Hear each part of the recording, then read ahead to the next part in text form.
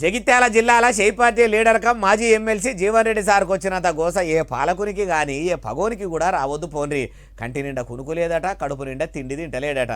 జీవి ఇడిచేదాకా నాకు ఈ తిప్పలు తప్పదా అని మస్తు రంది పడుతున్నాడట. అవో ఎందుకు ఇప్పుడు అంతగానం రంది అంటారా మీరే చూడురి. నా గురించి పార్టీతో నాకున్న అనుబంధం తెలుసు.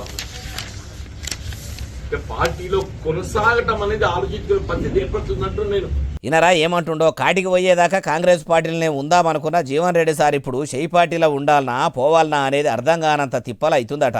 ఇంకా మొత్తం ముచ్చటి నుండి పార్టీలో కొనసాగ, ఎందుకంటే ఇవల్ల ఆయన ఊరు వచ్చి మా మీద ఆధిపత్యం చెలాయిస్తా అని చెప్పని మా కాంగ్రెస్ పార్టీ మీద ఆధిపత్యం చెలాయిస్తే, మా కార్యకర్తల మీద అజమాయిషి చెలాయిస్తే, మా హక్కులో కాజేస్తే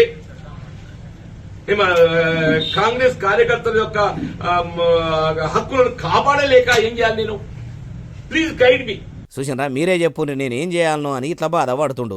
పార్టీ మారిన ఎమ్మెల్యే వచ్చి మా షేయి పార్టీ కార్యకర్తల మీద పెత్తనం చేస్తే షేయి పార్టీనే నమ్ముకొని ఉన్న మేము ఏం చేయాలి చెప్పుండ్రని బాధపడ్డాడు.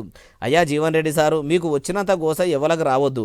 ఇంత గోస పడుకుంటా మరి షేయి పార్టీలనే ఎందుకుండు సారు? సీదా పార్టీ నుంచి బయటకు వచ్చి పబ్లిక్కు పనికొచ్చే పనుల మీద కాయిసు పెడితే అప్పుడు జనం మీ వెనకపోంటా ఉంటారు కదా. అట్లెందుకు ఆలోచన చేయకుండా ఉత్తగా దమాకారావు చేసుకుంటారు అంటుండ్రు ఈ ముచ్చటి నోళ్ళు.